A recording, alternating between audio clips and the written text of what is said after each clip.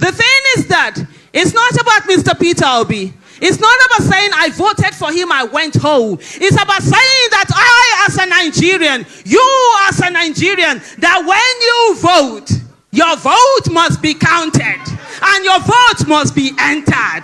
And nobody born of a woman, whether institution, INEC or wherever, will make a difference with that. With what? Your vote. I'm not here to pander words. Die. Hey, it's going to be hot in 2027. If they no agree, we go agree before them. Wait it now. People they vote and their vote is not counting. But this 2027, die.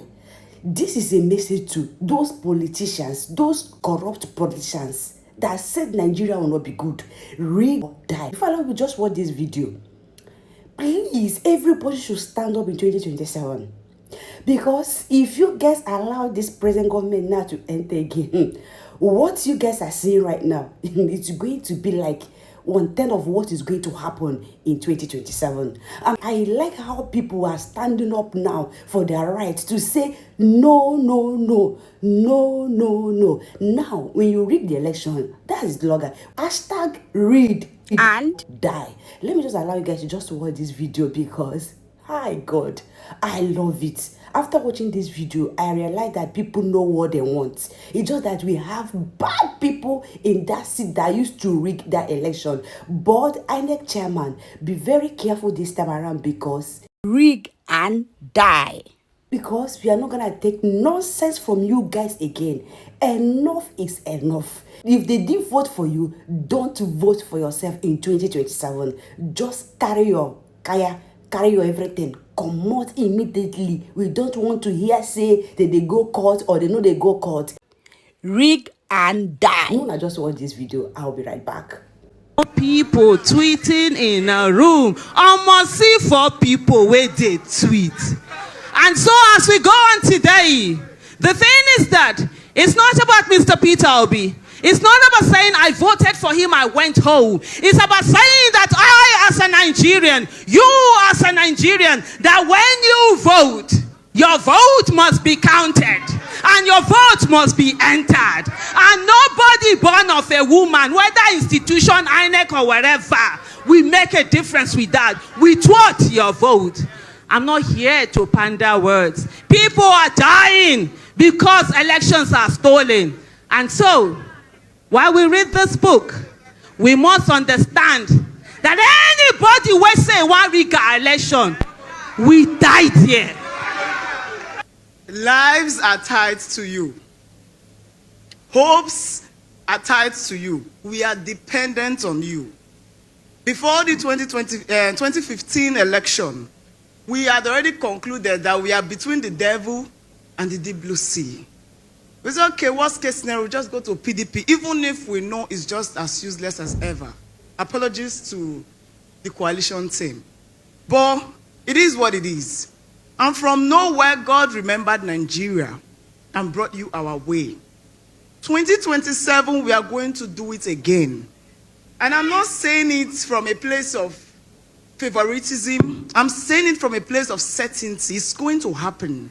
I said it in one of my posts that 2027, we are going to the polling units with one hand carrying voters card and another hand carrying what we used to defend voters card. Nigeria will be free. Whether the devil likes it or not, whoever that devil is. Someone told me something and I believe that Tinubu's election is the easiest election. It's going to be the easiest election in the history of Nigeria. So the whole campaign is a mind game to break the Nigerian people. So we feel we've lost out. I know we have not. I'm saying this to everybody seated here, that 2027, decide in your heart of hearts that Peter Obi is winning your states. And those states belongs to Peter Obi. I say it without flinching. And those states, whatever they are promising at those states, please go and collect it because we are giving it to Peter. You know? So this is me standing on behalf of trenches, on behalf of the children that wrote jam in the middle of the night, WAEC in the middle of the night, on behalf of the people who have experienced flooding in Mokwa community, Niger State, that the president is yet to visit. But the moment Peter gets there now, they will all stand up. I'm happy that you are their motivation. For 2027, you will be their president. So guys, if you've been following the social media, you must have seen the hashtag Rig and Die that has been trending all this while. This is coming from angry Nigerians who do not want to see a repetition of what happened during the 2023 presidential election. And this time around, they are saying that anybody that dares rig this election is going to face Judgment Day immediately. Now, Aisha Yusufu has come out to speak very tough. I mean, Aisha Yusufu is not mincing words. She has come out to state it categorically clear that Nigerians are not going to tolerate any mess, be it from INEC or any professional rigger. Now, Peter Obi has donated computers to a school in Borno State. Aisha Yusufu called on Peter Obi that there is this school in Chibok. You know the Chibok girls where they were abducted. 200 students were taken away by Boko Haram, and up to today, only 130 of them were found. 70 of them are still unaccounted for. And Aisha Yusufu asked Mr. Peter Obi that this school is having just one computer. Can you please give them at least 2 more computers? And also, energy source. Peter Obi went ahead to give them 10 laptops and also, bought 3 printers for them. Peter Obi gave them additional 6 million naira. So guys, this is coming at a time when Wike has used 39 billion naira to renovate an international conference center, when so many public schools in Nigeria do not have laboratories. In short, Peter Obi in his tweet said the school does not have any functional, laboratory in that school, and they don't have computers. They have only one for the entire school of 2,500 students. Peter Obi has donated additional 10 to them and has given them 3 printers, also gave them 6 million naira to buy other things remaining. So guys, this is the country we are living in. Wike renovated the vice presidential lodge with about 21 billion naira or so, and this time around, International Conference Center is being renovated with 39 billion naira. This money is enough to build, many standard hospitals across Nigeria. But when the politicians fall sick, they travel out to go and treat themselves. But for Nigerians, they keep depriving us of basic things. You can imagine a secondary school has just 1 computer for 2,500 students, and also no printer, no electricity there. Some of them that were kidnapped have still not been returned back to their families and all that. So guys, this country is in shambles, and that is why obedience are talking tough. I want you to take your time, listen to what Aisha Yusufu and other obedience have got to say. Even Mr. Peter Obi has lent his voice to condemn the Tinubu's government for wasting 39 billion for conference center when poverty is ravaging the people. Now take your time and watch this video and let me know what you think. Don't also forget that 7.2 million businesses have shut down under the Tinubu's government just within the space of 1 year. 7-point-something million businesses shut down, but we are using 39 billion, close to 40 billion to renovate a conference center. Take your time and watch this video and let me know what you think in the comment section below. Now take a look. Desktop. You need a computer in the school in Chibok, the government school in Chibok, 2 desktop. And at that moment he said to me, and he was like, oh please, could we ask Mr. Peter Obi and His Excellency that if he could please donate 2 computers, it's something that is needed. So I said, immediately I got the message, what I did was to now forward on that 31st of May. I forwarded the message to Mr. Peter Obi himself. After I forwarded the message, we had a meeting, I think that was on the 1st or 2nd. So I knew, of course, he wouldn't see the message because a lot of messages do come in. And so on the 1st, when we had that meeting, I sat with him, I'm like, oh, I sent you something that had to do with a particular school where they needed a computer.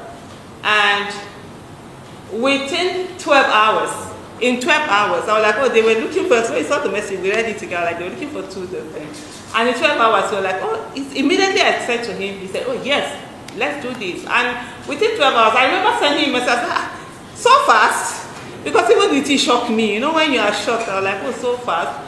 But we're here today. We're here today because there's a cry out for children. And one of the things that we know Mr. Peter Obi is very good at is education, when it comes to education and ensuring that our children, nobody is left behind. And in a situation where we have a nation where we say we are battling insecurity and all of that, we really need to do a whole lot about education. If you have a huge population that is not educated, then it becomes a burden on its own. At this moment, we're just going to have a few events. I'll call on Dr. Allen to just give a brief on his own. Later, we'll get the Chibok president to also speak on it. Then we'll have Dr. Allen first, and then we'll call on you and see whether he has any computer for us for this. You say they say seeing is believing. Thank you.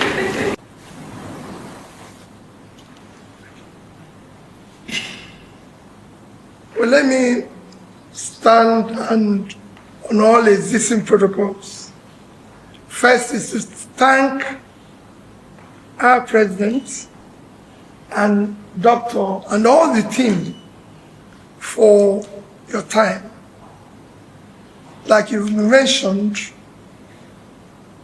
I wish I had the opportunity of being physically visiting the school in Chibok.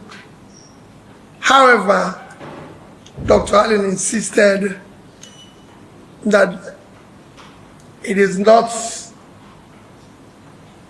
very safe for us to travel. I've maintained that when we have a place that is not safe for Nigerians to travel to, then Nigeria is not safe.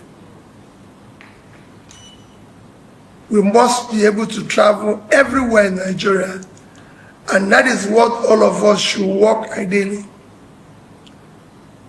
Everybody has spoken here has spoken about benevolence. I don't think that is the case. We have children in school. We need to invest in them. Education is not an expense. It's an investment for a better society. And if we believe in a better society, we must invest in them.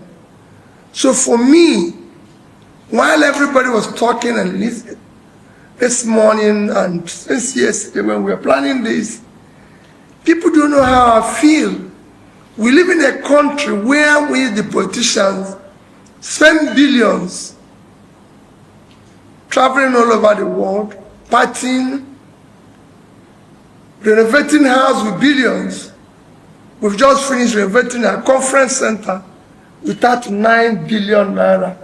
When our children in school don't have lab, they don't have computer, their classrooms are leaking, they don't have water, they don't have library. Which society is this? That alone can buy 1,000 laptops. And if we give it to the school on average of 10 pieces each, you should look at the number of schools that will be able to receive that. What conference are we having? The ones we have had in the past, have we utilized it? So it's time to prioritize what is critical in our development, which number one is education. It's time to prioritize the health of the people, prioritize pulling people out of poverty, prioritize their safety. I can't travel there. We've already bought tickets. Told Aisha, we bought tickets to go there. Once he said it, I said, okay, this airline goes there, and I bought the ticket and everything, forwarded it to her, ready to go. And I said, you can't go there. But we're here celebrating a feast when our children don't have anything in school. I thank you for the opportunity. Aisha did tell me, like she said, they are looking for 2 desks. Computers. And I said, Aisha, that is a school. They need a minimum of 10 and they should have a laptop that is easier for them to just use it, fold it and keep it safe somewhere. A laptop will be listening. And Aisha said, okay, if I can bring 2. But I said, Aisha, we'll do 10. Because And from what doctor has said now, they actually need far more than 10. Because when I was in government and we did it, we used an average of 1 laptop to 10 or 20 students. And the doctor said about 3,000. So they actually need at least 100. But let's start with this. We have 10 laptops, 3 printers. Additionally, I've spoken to doctor. We're going to be making a contribution of 2 million naira to provide solar facility in the computer lab facility. We are going to provide another 2 million naira to see if we can provide some equipment in the science lab, because they have the chemistry and the science lab that doesn't have anything. And we're going to provide another 2 million naira for hand motorized borehole. Like I said, we're not making donations, we're investing in the future of our children. That is critical. The more we invest in them, the more we have a better society. And that is critical. So I thank all of you who are doing all you can to sacrifice for us to do this. Thank you. May God continue to bless all of you.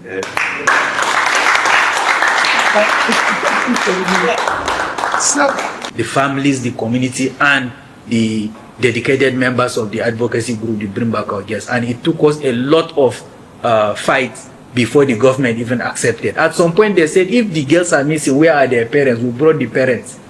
They saw the parents, and you know, some of the girls that escaped, they ended up rubbishing them because monies were sent to be given to the parents, and not even 1% of the money reached them. And at the end of the day, the government even denied giving them the support they intended. So we kept advocating for a lot of support, not just for the community, the missing girls and their parents, but everywhere.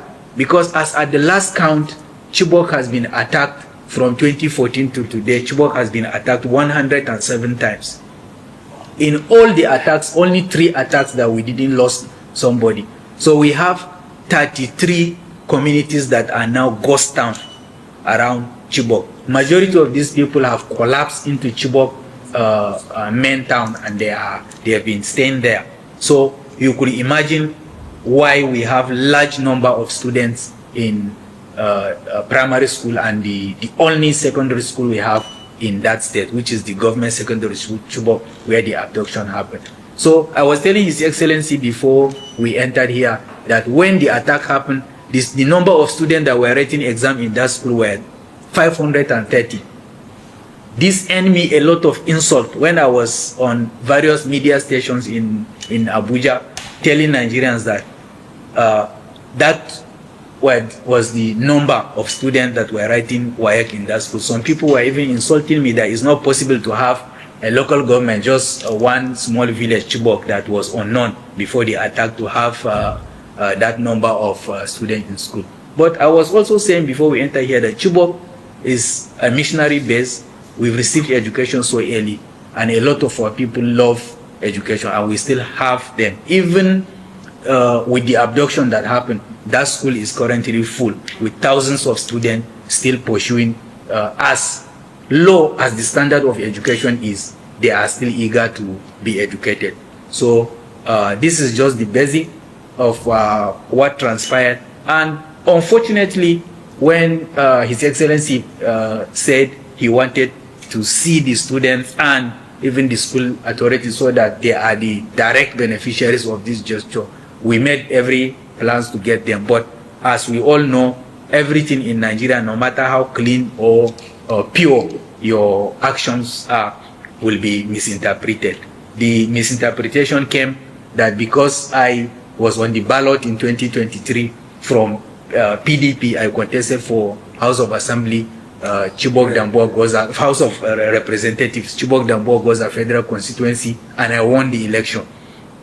So if this gesture reached Chibok through my intervention and the community, it will end up causing a lot of problem for those guys on the ground, and they say they are not going to allow those people to come. And since those guys are salary earners on the payroll of government, they chickened out, and the student almost protested, the community youth almost protested, but we got intervention from our sister here, Aisha Yusuf, that no, His Excellency is always anticipating this kind of hostile approach when people misinterpret politics and governance. So he made this arrangement that the community leaders can come and represent the school and receive whatever that is available from him. So we thank you for this privilege and the opportunity.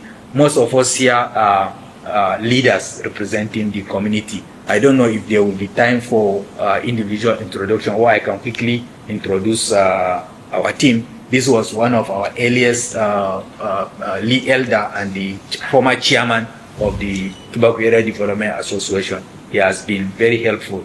Peter Obi and his entourage, especially my sister Aisha Yusufu, a dogged fighter. Our paths crossed in April 2014 when we started to sit out under the tree at the Unity Fountain adjacent to Transcorp Hilton. We became sisters, we ate and drank, and the rain beat us all together. So I most especially recognize her as part of His Excellency Peter Obi's entourage here. Dr. Allen has made my job very easy, so the protocol is going to be very, very short. The cadre leadership here, thank you for your support. The vibrant media that we have, electronic, print, and the social aspect. Distinguished ladies and gentlemen, my name is Dauda Ilia. I don't do politics. I retired after 34 years of meritorious service in 6 different Nigerian banks as a director. I live a private and quiet life, but I am an obedient at heart. This is the first time I'm having a direct contact with this man, but I've had contacts with his closest of allies, including one he mentioned while in conversation on phone, Osiloka Obaze. Yes. It's my personal friend. I'm very happy to be here. I'm happy to have led the Kibaku people. On Sunday, we had a Zoom meeting where we discussed largely the politics of the Kibaku people. But a major item under AOB was this event. And we dissected and analyzed all the problems, and finally we agreed that it was wise. His Excellency Peter Obi is a precious product in this country. As unfortunate and as pathetic as the Chibok situation is, we would not, on account of that, risk anything happening to him.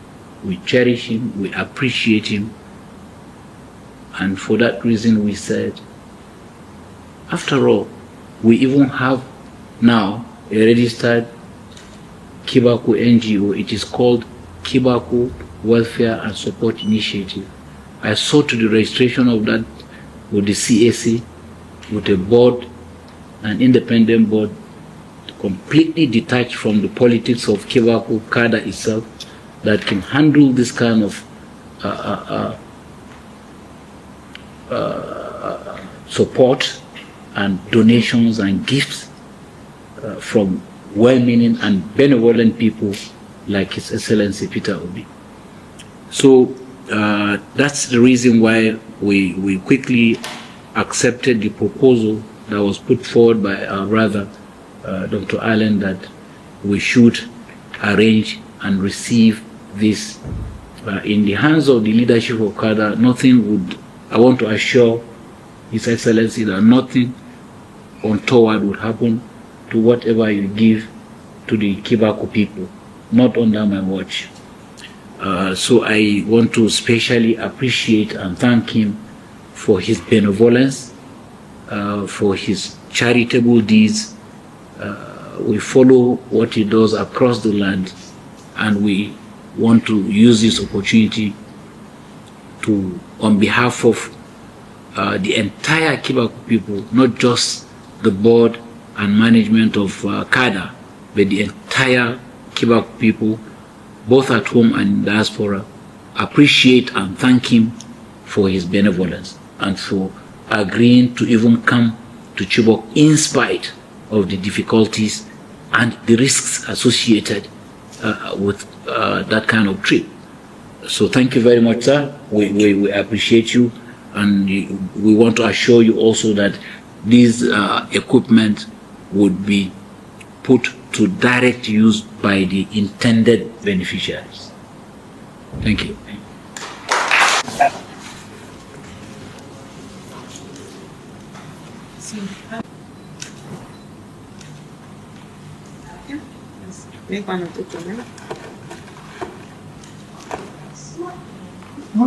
Yeah, just as hand it over to you. Thank you again.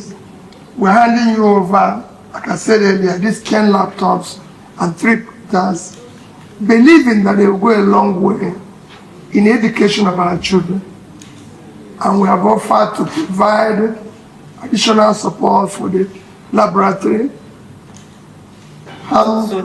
solar for the computer lab, and the borehole. Thank you.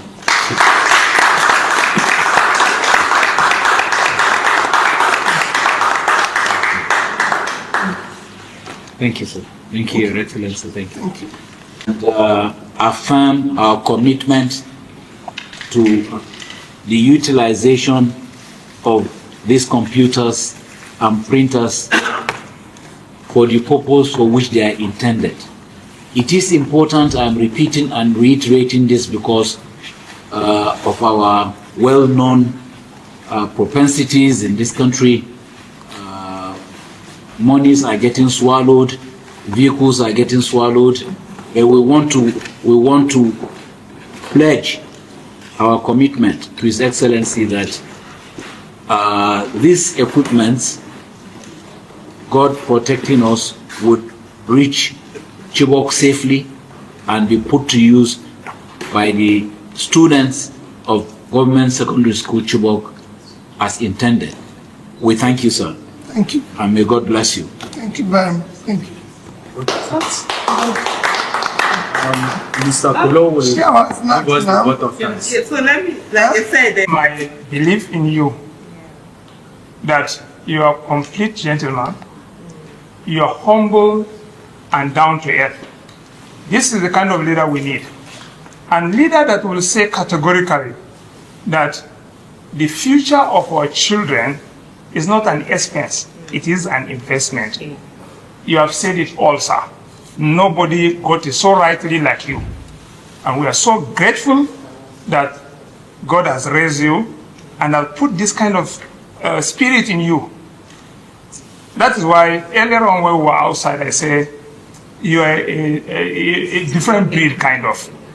And it is obvious. And thank you very much. This will go a long way in educating Chibok children. And educating Chibok children, just like any other child, will mean educating Nigeria. And who can tell if the brightest and the help that the nation needs could even come from the unlikely place like Chibok. We look forward to seeing you, God, giving you your heart desire, and God Almighty will bless you richly for this gesture, and we are praying with you that God will really do that for us. Thank you so very much, sir. We are really grateful. Shibin, I don't hear please don't forget to subscribe, like, share, and comment. I can't wait for this 2027 to come. I can't wait, honestly, because it's going to be very, very hot. It's going to be brutal. Rig and die. That is where we are, and that is where we did, and that is where we're gonna be. Thank you everyone for watching. Please don't forget to subscribe, like, share, and comment. Bye bye. See you all in my next video. Bye.